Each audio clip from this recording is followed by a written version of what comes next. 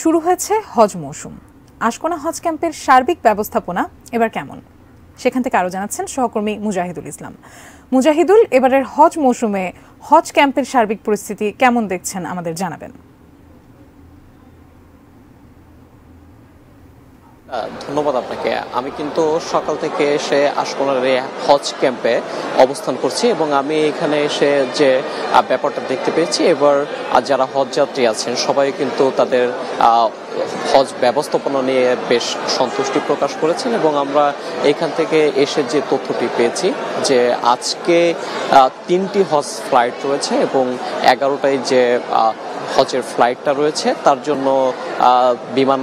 বন্দরে তারা যাত্রা শুরু করেছেন এবং 11টা নাগাদ হজ ফ্লাইট তাদের, এবং এখানে 419 জন যাত্রী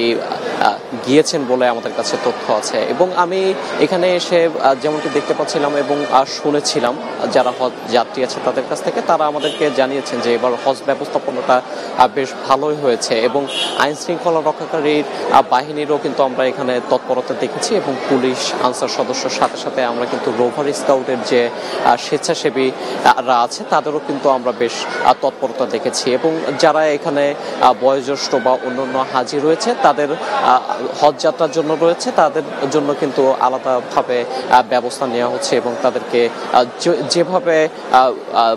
যেভাবে আসলে সাহায্য করলে তারা যেতে পারে বা ভালোভাবে হজে ফ্লাইটে যেতে পারে সেই